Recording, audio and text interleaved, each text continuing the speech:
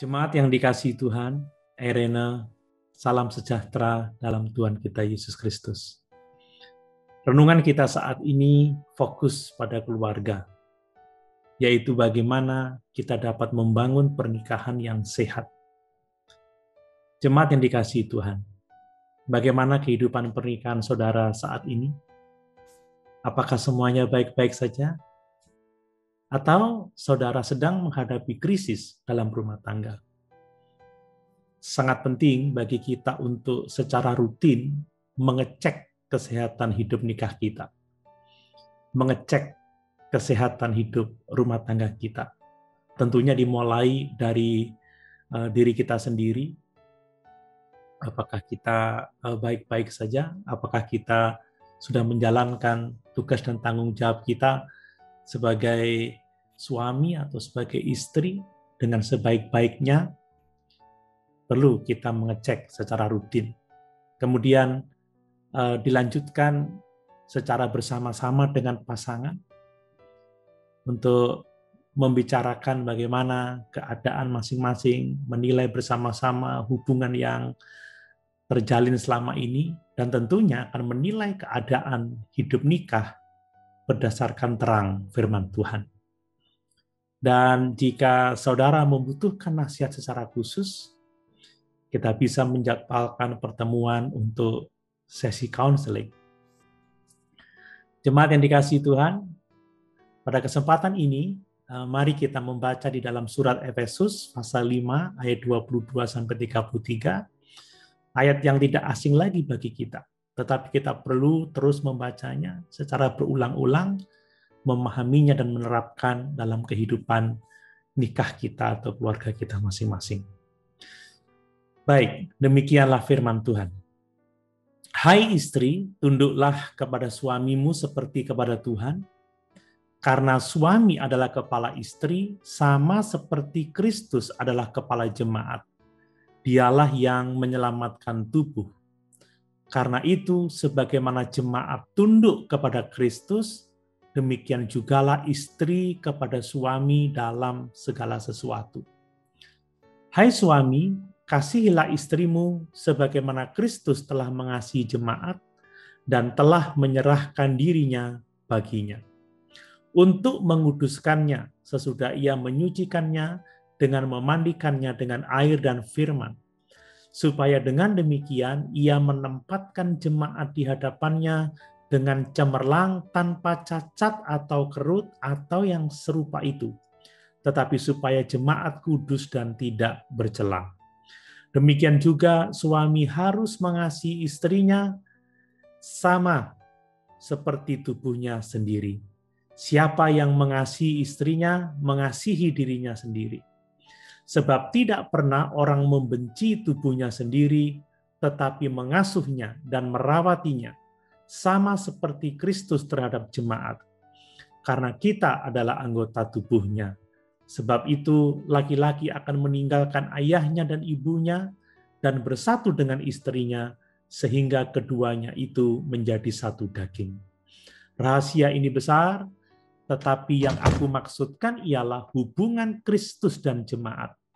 Bagaimanapun juga, bagi kamu masing-masing berlaku, kasihilah istrimu seperti dirimu sendiri.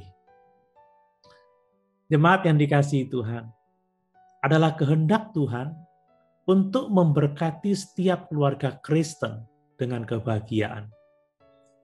Tetapi untuk menikmati kebahagiaan itu, Tuhan mau kita melakukan apa yang dikehendakinya melalui firman-Nya. Melalui ayat-ayat yang kita baca tadi, setidaknya ada 3 hal yang dikemukakan oleh firman Tuhan tentang apa yang harus ada dalam keluarga kita untuk membangun keluarga yang sehat. Nah, pada kesempatan ini saya akan menyampaikan bagian yang pertama, yaitu bahwa kalau kita ingin membangun atau memiliki keluarga yang sehat atau hidup nikah yang sehat, maka harus ada kasih di antara suami dan istri. Hal ini penting, sebab tanpa kasih, pernikahan tidak akan pernah berhasil. Jemaat yang dikasihi Tuhan, kasih yang dimaksud di sini adalah bukan sekedar kasih manusiawi, tetapi kasih agape atau yang kita kenal dengan kasih ilahi. Kasih yang bersumber dari Allah melalui iman dan persekutuan dengan Dia. Itu sebabnya suami istri harus benar-benar beriman dan hidup dalam persekutuan dengan Tuhan. Tanpa itu, suami istri tidak akan memiliki kasih agape atau kasih ilahi ini. Kasih agape adalah kasih Kristus, kasih dalam kualitas ilahi. Dan kasih ini memiliki ciri-ciri yang nyata seperti yang tertulis di dalam 1 Korintus pasal 13 ayat 4-7. Kasih itu sabar, kasih itu murah hati, kasih itu tidak cemburu, tidak sombong, tidak melakukan yang tidak sopan, tidak egois, tidak pemarah, tidak pendendam, adil, benar. Dan masih ada banyak hal-hal lain yang kita bisa pelajari dari firman Tuhan tentang kasih itu. Nah, jemaat yang dikasihi Tuhan, apakah sebagai suami istri, saudara adalah orang-orang yang sabar satu dengan yang lain? Murah hati, tidak cemburu dalam artian saling percaya. Ya, tidak mengkhianati satu dengan yang lain, tidak sombong merasa lebih hebat dari pasangan.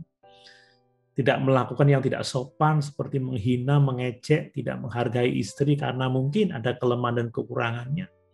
Tidak egois, ya artinya tidak mementingkan diri sendiri, terlalu sibuk dengan diri sendiri, dengan hobinya, dengan apapun juga sehingga tidak dapat memperhatikan keluarganya.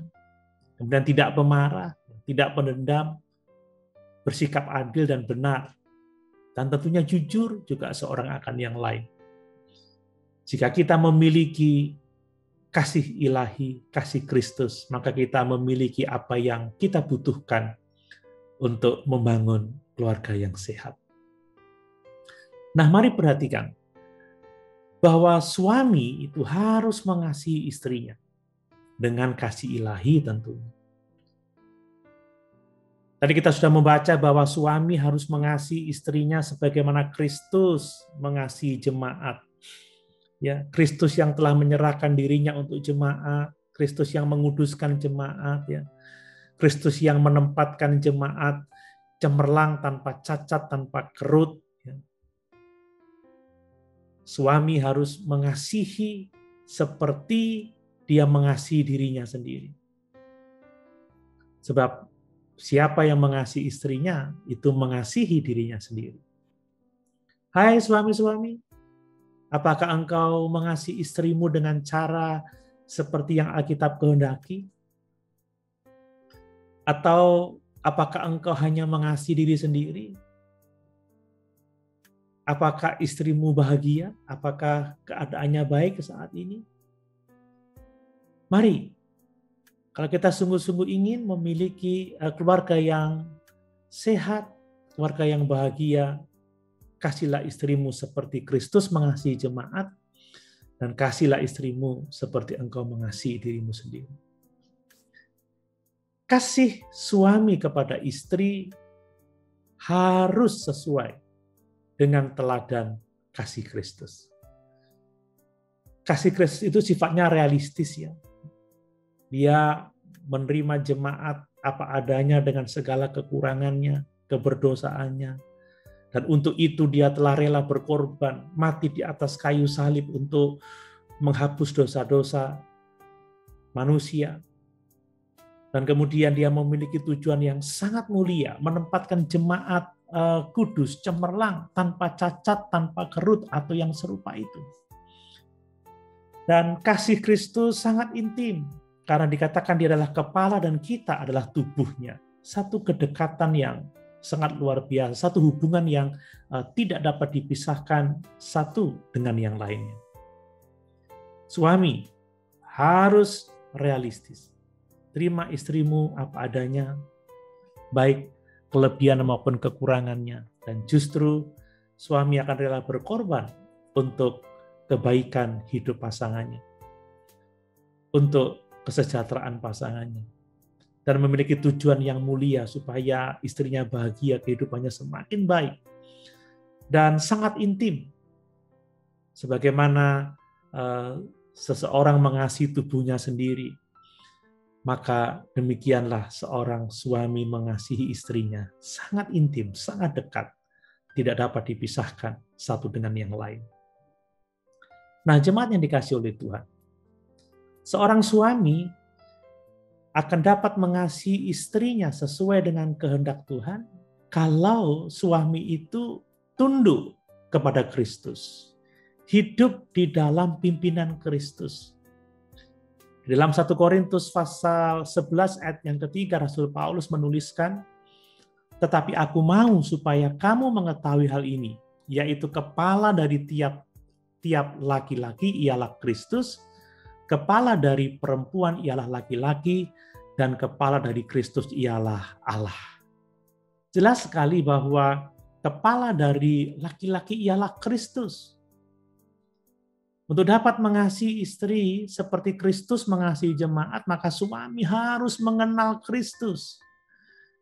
Suami harus hidup di bawah kepemimpinan Kristus, sebab Kristus adalah kepala dari seorang laki-laki.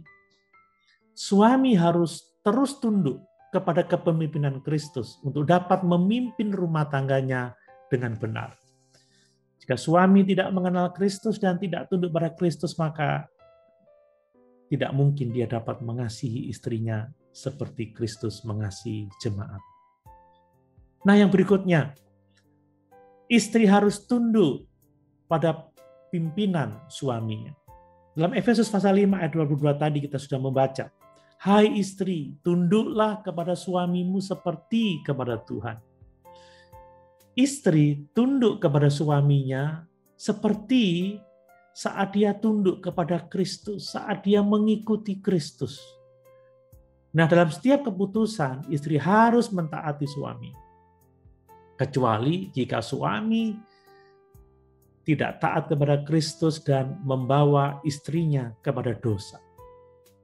Suami-suami yang meninggalkan Tuhan dan memaksa istrinya untuk melakukan kejahatan, melakukan dosa, maka istri harus taat kepada Tuhan. Dan itu harus dilakukan dengan segala hikmat dan pertolongan Tuhan. Demikian juga dalam sikap ketundukannya kepada suami, istri harus bijaksana, tatkala harus mengambil keputusan-keputusan di bawah otoritas suami. Ini menjadi sesuatu yang harus diperhatikan kalau kita ingin membangun keluarga atau pernikahan yang sehat. Lebih jauh, Alkitab mengatakan bahwa kecantikan seorang istri haruslah terletak pada pengharapannya kepada Allah yang nyata dalam ketundukannya kepada suaminya. Tidak jarang istri menghadapi suami-suami yang sulit, suami-suami yang sukar. Bahkan ada yang menghadapi suami-suami yang tidak percaya. Maka seorang istri harus menaruh pengharapannya kepada Tuhan dan menunjukkan sikap ketundukan kepada suaminya. Di dalam 1 Petrus pasal 3 ayat 5-6 dituliskan, "Sebab demikianlah caranya perempuan-perempuan kudus dahulu berdandan, yaitu perempuan-perempuan yang menaruh pengharapannya kepada Allah. Mereka tunduk kepada suaminya.